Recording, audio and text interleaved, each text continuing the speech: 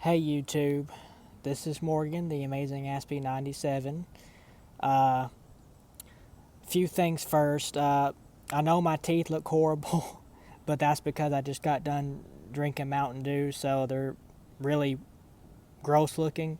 Anyway, uh, in this video, I want to be telling y'all the 7 things that you need to have in order to have a good relationship. Now, these are 7 things that I came up with on my own. I've heard them talked about, and I kind of made my own list, and I haven't heard this list anywhere else.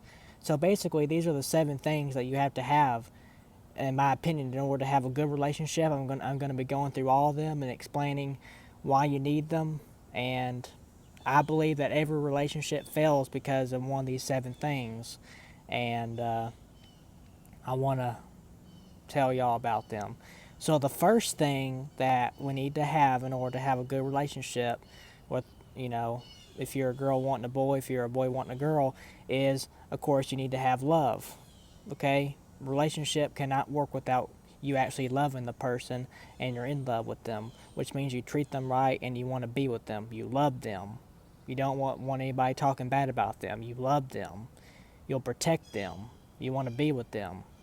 And it also means that you know, you don't act mean towards them, and you're nice to them, and you tell them the truth when they need to be told the truth, and you tell them when they're wrong, but you do it in a nice way. You still be nice.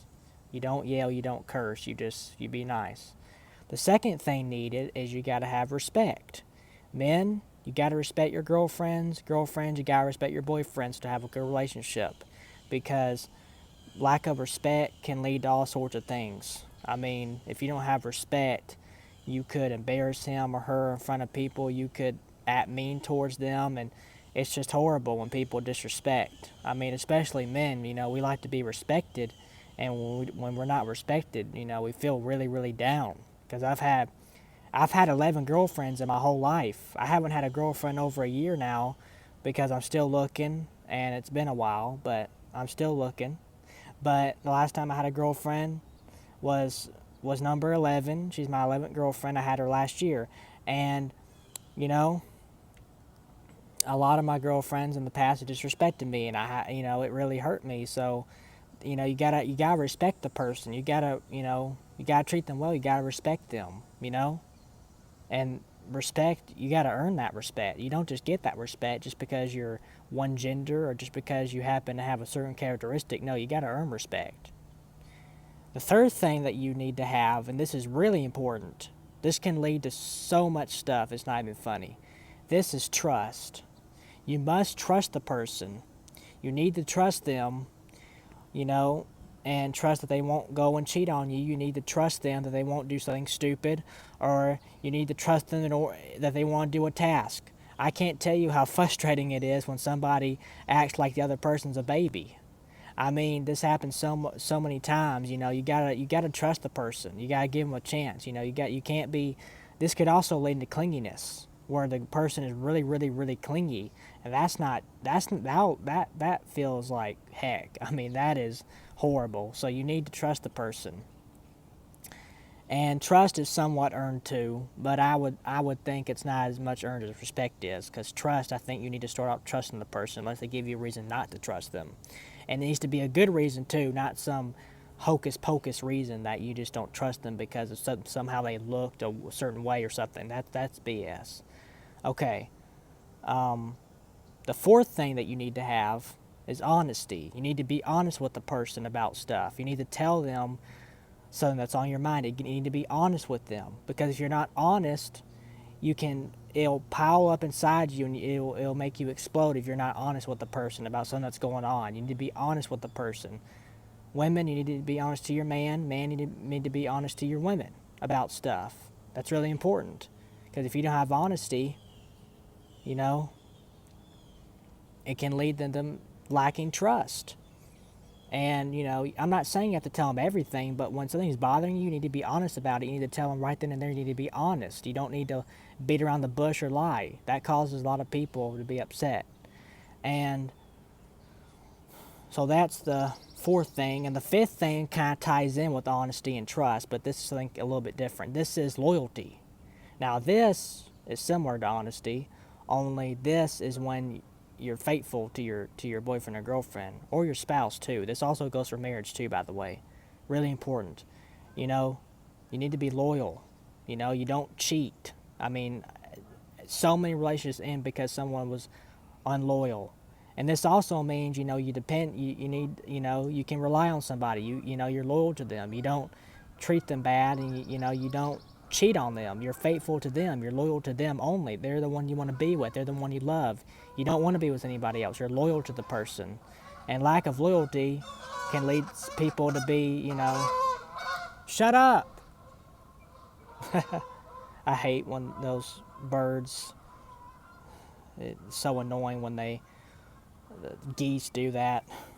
Anyway, so loyalty. Okay, you need to be loyal to the person. You know, you don't, you know, at least there's so much stuff when someone's not loyal. I mean, come on, that's like a common sense. You know, you need to be loyal to the person. So many people cheat, and it's not hard not to cheat. I mean, you just don't get so involved with some other person of the opposite gender. You know, so that's loyalty. It's really important. Now, the sixth thing is communication. Now, this is really important because if you don't have good communication, people are not going to know what's going on. They're not going to know, you know, how you're feeling. And, you know, it can lead to somebody having a misjudgment or a misconception about you. They might be thinking you're feeling one way when you're not communicating. You're just saying, oh, it's nothing. But they know something's wrong, but you just don't want to tell them. And it's really weird because, you know, you should trust the person enough to be, you know, communicate with them good. You know, it's really important. You know, I have Asperger's syndrome, so sometimes it's hard for me, but I've learned to communicate good when I have a girlfriend, because that's just, you know, you need to communicate good, you know. So communication's the sixth thing you need to have, and it's really, really, really important, because if you don't talk with the person, how are they going to know anything, you know? And the seventh thing, but not the least thing, is compromise. Now, this has to do with forgiving and forgetting what the person has done, if it's forgivable. Like if they haven't committed a crime like rape or something. I'm not talking about that. I'm talking about minor things, you know, that are forgivable. Compromise is when you talk about it and you forgive and you don't keep bringing it up. That makes people angry, and that makes people just not want to be with you when you do that, because it makes them feel worthless and it makes them feel like a piece of trash, and that's not good. So compromise is really, really, really important, people. And it's, you know, it's the one I don't hear. I hear all the others, but that's the only one I don't hear is compromise. That's when you forgive and forget what the person has done, or at least you forgive it and you don't bring it up. You don't maybe forget it, but you forgive, which means you don't forget it, but you just don't bring it up, because you know, it's in the past. You know, it's forgivable. You know, people can change. People do change all the time. I've changed in a lot of ways from when I was younger. You know, it's possible to change. Anything can be possible with God's help. So anyway, I just want to give y'all the 7 tips to have a good relationship with your spouse or your boyfriend and girlfriend. If you follow these 7 things, you should have a good relationship. If you love, respect, trust, are honest and loyal, communicate well, and compromise well, you should have a good relationship.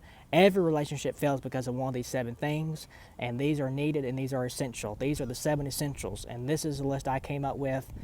I made a compilation based on my experience and based on other people's experiences and based on internet shows.